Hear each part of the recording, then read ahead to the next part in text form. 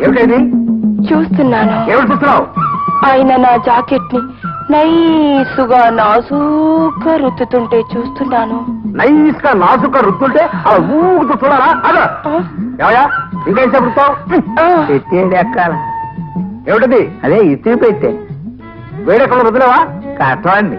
ఏ రుద్దిన ఉపయోగం లేదండి. అదే ఏడెక్కిన తర్వాత రుద్దితే చక్కగా అడుగుద్దండి. మనం ఒకసారి సెలవు చేసి వదిలితే 15 రోజుల తర్వాత మన పేరు చెప్పుకోవాలి. అది మన స్టైల్. అబ్బా ఎంత మంచి స్టైలు. నువ్వు ఇంకా ఎక్కడే ఉన్నావు? పోలోపలికి. అమ్మో నా జాకెట్ పాడైతేను. నేనున్నానుగా. మీకు తెలియదండి, మనం జాగ్రత్తగా ఉండకపోతే ఇష్టం వచ్చినట్టు రుద్దేస్తారు. నేనున్నానని చెప్పాగా. పోలోపలికి. అబ్బా మీరే మొగుడండి. ఏ నేనేమన్నా చాదస్త మొగుళ్ళి, ఉమ్మడి మొగుళ్ళి, దొంగ మొగుళ్ళి అనుకున్నావా? మీరు అనుమానం మొగుళ్ళండి. నువ్వు పోతావా? పోవా? మీరు రోడ్డు మీద పోయే ప్రతి ఆడదాన్ని చూడొచ్చు, నేను మాత్రం మొగోళ్ళని చూడకూడదు. మొగోళ్ళకు నీతి, ఆడవాళ్ళకు నీతి. ఏటి బాబు ఆవిడ మిమ్మల్ని అనుమానిస్తుంది? తాము మంచి తిరుగుబోతేటి? నేను తిరుగుబోతుని, తాగుబోతునే కాదు, పొగరబోతుని కూడా జాగ్రత్త. రుద్దు వద్దులే. ఇడిదే మిగతాది లోనకెళ్ళి చెంబుతో తోగుకుంటారే. దాంతో రుద్దుకుంటాను. నీకెందుకు? ఏంటండి మీరనేది? అవును, నా కళ్ళతో చూసింది, చెవులతో వినది చెప్పాను. అందుకే కాబోలు పెళ్లి ప్రస్తావన ఎప్పుడు తెచ్చినా సమాధానమే చెప్పేవాడు కాదు. ఇప్పుడు వాడి మనసు ఏమిటో తెలిసిందిగా. శాంతిని చేసుకోమని వాళ్ళని ఊరికే సతాయించకు. ఆశపడ్డవన్నీ అవుతాయిట్లండి.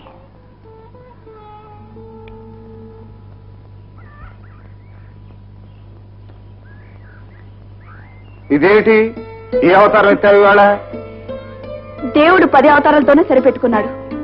ఈ 37 కుటుంబాల్లో ఎవరికి ఏ ఇబ్బంది వచ్చినా మనమే మొయ్యాలి గనక రోజుకు 37 అవతారాలు ఈ రజని ఎత్తక తప్పదు. అయితే నా కోసం కూడా ఒక అవతారం ఎత్తాలి నువ్వు. నీకోసమైతే ఏ అవతారం అయినా ఎత్తుతాను. మా వదిన నిన్ను ఒకసారి తీసుకురమ్మంది. ఎందుకు? కొలతలు కావాలి. దేనికి? అదే నీ ఒడ్డు పొడుగు పిలక నడు అన్ని కొలతలు చూసి నువ్వు నాకు సరిజోడువో కాదో తేల్చేస్తానంది. ఓహో పెళ్లి చూపులా? అవును. అయితే ఇంకే పదండి ఒక పని అయిపోయి ఉంటుంది రండి. కాదు ఇలాగే వస్తావా? లేకపోతే సబ్బుతో ముఖం కడుక్కొని పౌడర్ రాసుకుని రమ్మంటారా? అక్కర్లేదు. ముందు ప్యాంటు బనీను తిప్పేసి పుల్లింగంలోంచి స్త్రీలింగంలోకి మారిపోవు. అయ్యయ్యో చీర కట్టుకోమంటారా? బాబు నేను పుట్టి బుద్ధి ఎరిగిన తర్వాత చీర కట్టుకుని ఎరగను, నా వల్ల కాదు, నన్ను వదిలేయండి. సరే కట్టుకునేవాడిని నాకు తప్పుతుందా? నేను కడతాను చీర. ఈ ప్యాంట్ మీద కడతారా? Pant pant విప్పను. విప్పకపోతే మన పెళ్లి మరో ఏడాది వాయిదా పడిపోతుంది. వద్దు బాబు వద్దు, నేను చీర కట్టుకుంటాను. సర్లే నీ ఇష్టం వచ్చిన పద్ధతిలో కట్టుకుంటా. డాడీ డాడీ బాబాయ్ ఎవరో ఆంటీని తీసుకొస్తున్నాడు. ఏమోయ్ త్వరగారా, నీ మరిది నా మరదల్ని వెంటబెట్టుకొస్తున్నాడు. వస్తున్నా. ఏమిటి నడక? స్టైల్ మార్చు. ఎలా? ఎలాగా చూడు.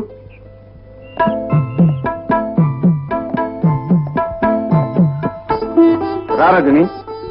వదినా వదినా, ఈ అమ్మాయి రజని. ఏది నాతో పాటు ఇంతకు ముందు వచ్చిందే? పారాన్ని రాయించుకునే వరకు వచ్చి పారిపోతే ఎలా? రా.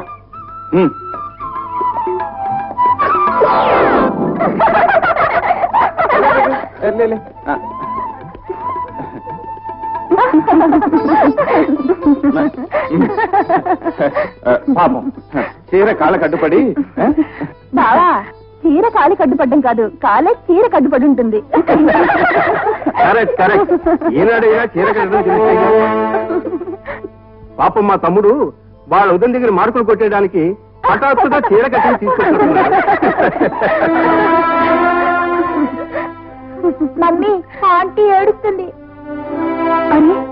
రజని అరేరే ఏంటిది? ఊరుకో, నన్ను క్షమించండి. కండవాళ్ళ ఆత్మీయతకు అనురాగాలకు దూరంగా పెరిగిన అనాథని నన్ను నేను రక్షించుకోవటం కోసం మొగరాళ్ళ తల పెరుస్తున్న నేర్చుకున్నానే తప్ప ఆచారాలు సంప్రదాయాలు అలవాటు చేసుకోలేకపోయాను. నాకెవరు చెప్పలేదు, చెప్పడానికి ఎవరు లేదు కూడా. ఊరుకోమ్మా, ఇక నుంచి నువ్వు అనాథం కావు. మా రవీంద్ర కాబోయే భార్యవు.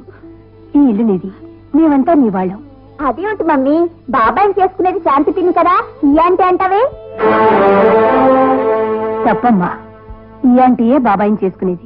పంతులు గారండి 2 గంటల గారి నుంచి ప్రెసిడెంట్ గారికి జై కొట్టిస్తున్నారు తప్ప ఇందులో పైసలు ఇచ్చే అవలో జరగటం లేదు. అప్పప్ప ఏమిటయ్యా మీ గొడవ? కాసేపు ప్రెసిడెంట్ గారికి జై అనండి. ఇదిగో శటగోపం గారు, అవతల జనం అంతా పిల్ల